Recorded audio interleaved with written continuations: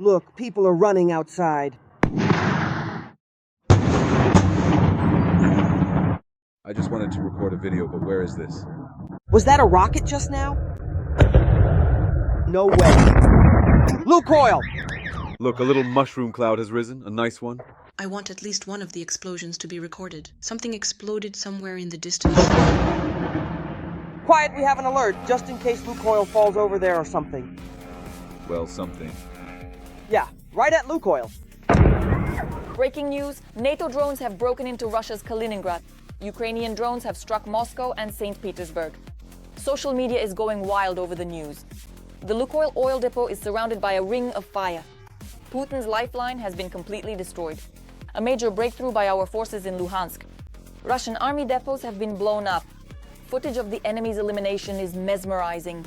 The Ukrainian armed forces are on course to liberate Donbas. More on this ahead, watch until the end. Greetings, this is Ukraine. Today the main news on Hudskala and the latest events. Russia has completely lost control of the situation.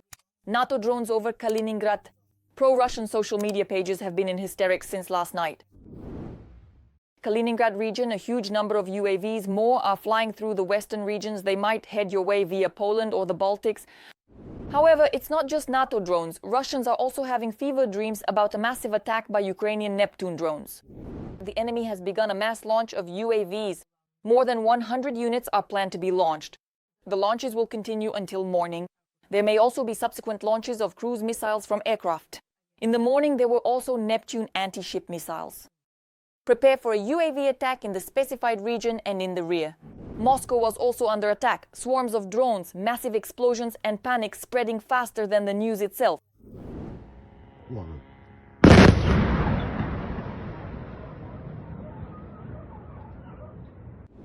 More than 10 explosions were heard over the city. Air defense systems were reported active in Odintsovo and Narofominsk. By morning, the local authorities assured that the Russian air defense had worked almost flawlessly. 9 targets were shot down, so there is simply no reason to worry.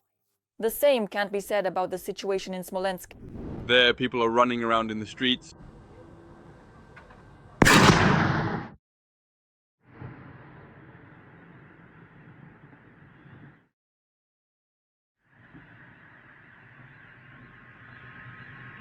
There are flashes and clouds of smoke in the sky, and residents in a panic are massively writing about the loudest night in recent times.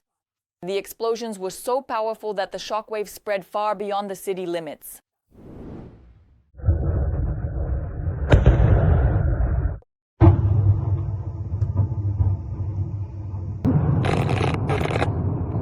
The locals, for their part, remained optimistic until the very end and firmly believed in the power of Russian air defense, completely forgetting about the ban on filming its operation.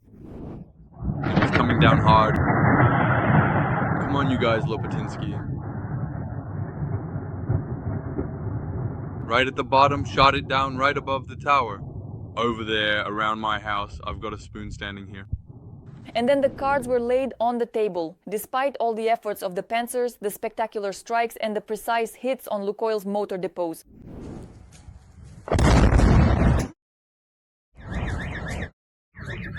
This Putin pipeline had already been attacked before, and the first strike on a top Kremlin facility happened back in the spring of 2024. Now the drones have simply cemented the result. Quiet? Maybe close it. What if something suddenly falls on Lukoil?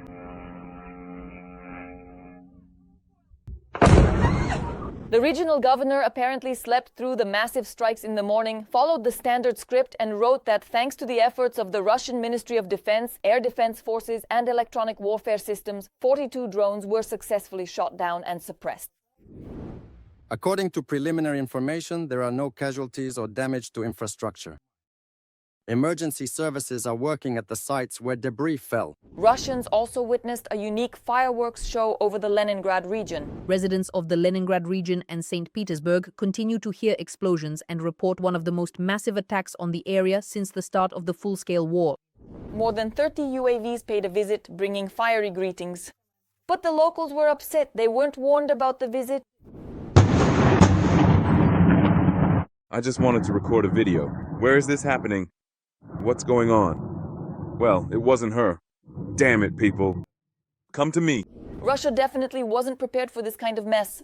Everything around is exploding and burning.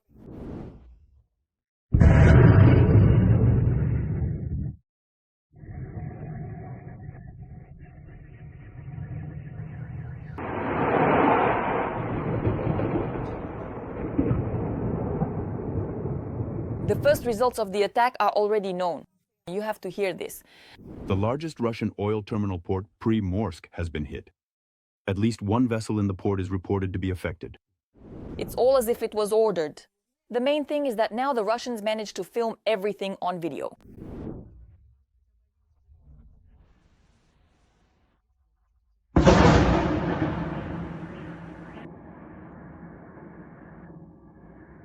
Outside, It's a real apocalypse. The port is literally being devoured by fire. Drone debris reportedly fell on Nemovograd, Vsevolozhsk, Tosno, and the village of Pokrovske.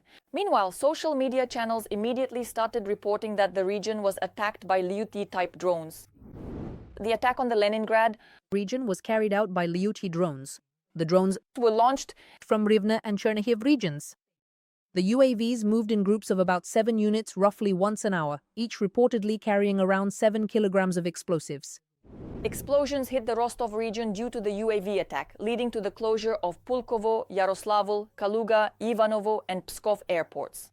And it's no wonder over 200 drones attacked Russia. 13 regions could have simply been wiped out. Air defense systems intercepted and destroyed 221 Ukrainian unmanned aerial vehicles of this type.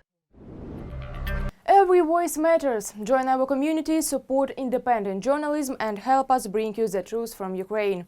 Become a member of Ukraine today. Join us now. A real drone heatwave also hit the enemy in the temporarily occupied territories of Ukraine. Luhansk is once again at the epicenter of events. I just turned off the voice. Oh, it appears that the system, or power, has been successfully restored and is now fully operational, indicating that whatever issue was present has now been resolved and operations can resume without further delay. An ammunition depot in occupied Luhansk is exploding, the result of a night's work by good drones. The Russians are really losing it. Nothing is going according to plan. Look, a nice little mushroom cloud has risen. While the enemy is still howling after the massive strikes, Ukraine continues to build up its defensive capabilities. A weapon has appeared on the horizon that could change the course of events as soon as tomorrow. The Ukrainian FP-1 drone is a true hunter, accurate, fast, and deadly. What can this drone do? And is it really capable of hitting Putin's main targets? Don't miss what's coming up next.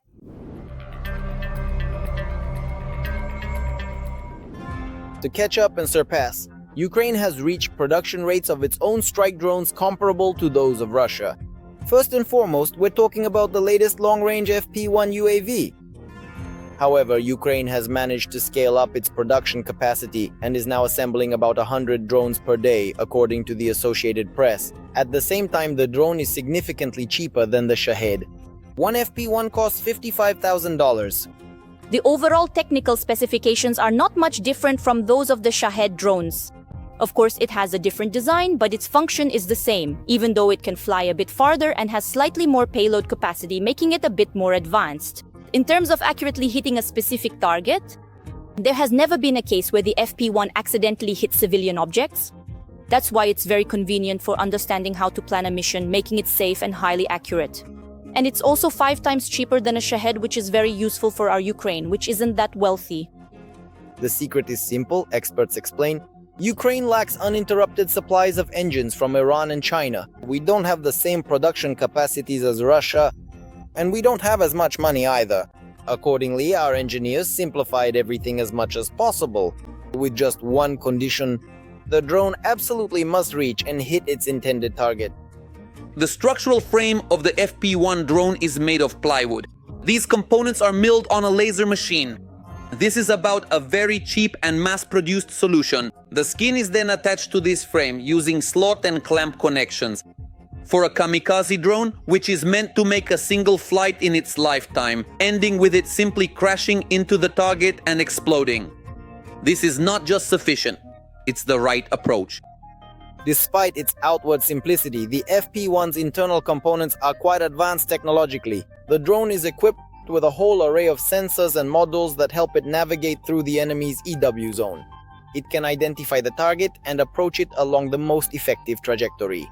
Ukraine has addressed a number of challenges that have made it possible to create unmanned systems that meet the requirements of modern missiles, systems that are accurate to the point of hitting their targets, capable of bypassing enemy electronic warfare, and able to operate even without satellite navigation support. So here, in fact, we're talking about technological advancements that we've overcome, and we've proposed solutions that allow us to operate deep within the territory of the Russian Federation. Deep means about 1,600 kilometers. At the same time, the FP-1 carries a rather powerful warhead over this distance, about 60 kilograms. There is also the possibility to increase the amount of explosives to 120 kilograms by partially reducing the range. This latest drone can easily reach the strike zone of the Russian capital and even circle it 2 or more times. Moreover, a range of 1,600 kilometers makes such remote regions of Russia as Udmurtia, Tatarstan, Samara Oblast, Orenburg, Vologda, Kostroma, Perm-Krai, Bashkortostan, Yekaterinburg, and even Murmansk Oblast accessible to Ukrainian defense forces. There aren't enough fingers on your hands to count them all. In other words, we understand that Putin's attempts to move his drone or missile production plants further from the border did not save him. At the same time, as noted in the Financial Times article, the FP-1 is far from the only Ukrainian strike drone that hits targets in Russia every night. Combined with the number of other UAVs produced, the total is quite impressive. Putin is bewildered. Ukrainian technologies and artificial intelligence in drones are making a real breakthrough, methodically destroying the enemy. Russia is trying to hold on, but there is one but, and we'll tell you about it right now.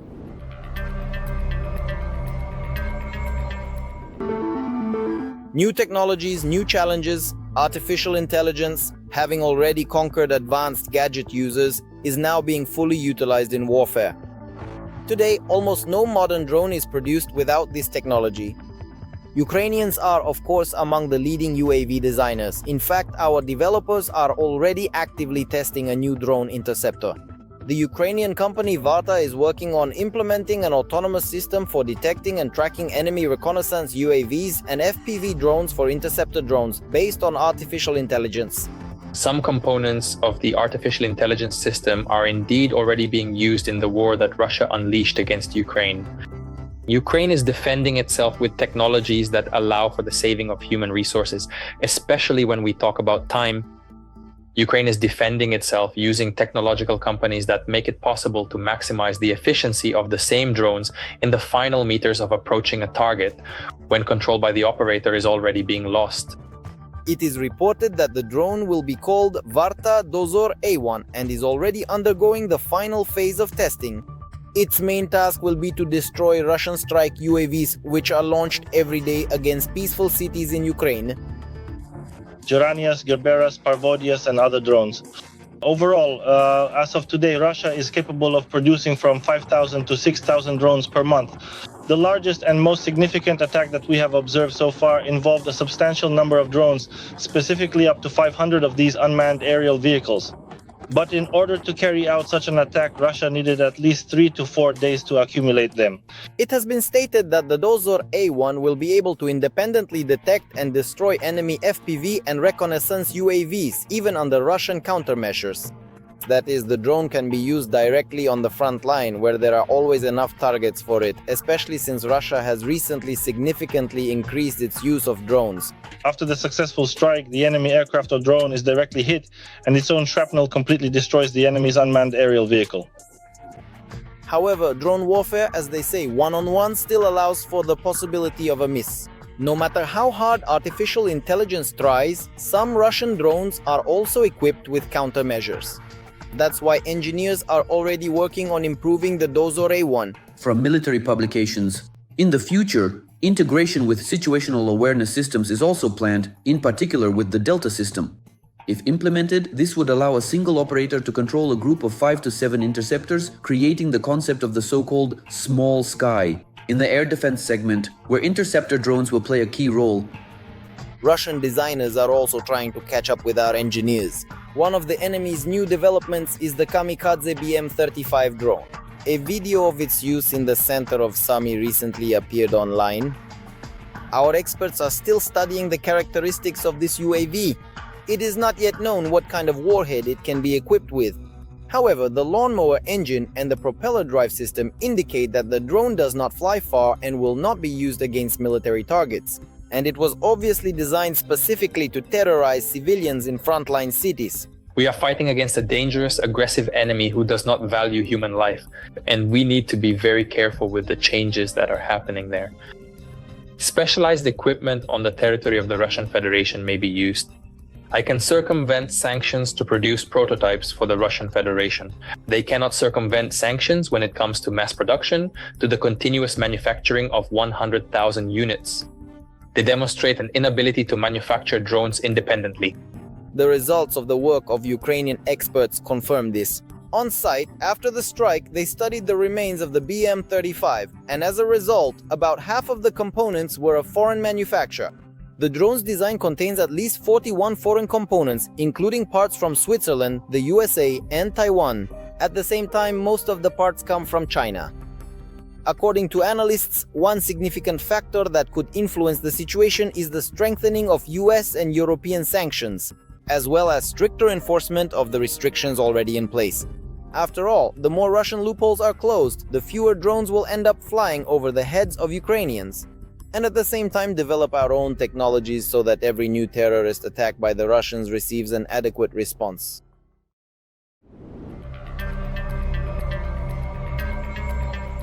What do you think the next strikes on the occupiers will be? Share your thoughts in the comments, hit the like button under the video, and stay up to date with the main news. We already have 460,000 subscribers. More to come. See you soon.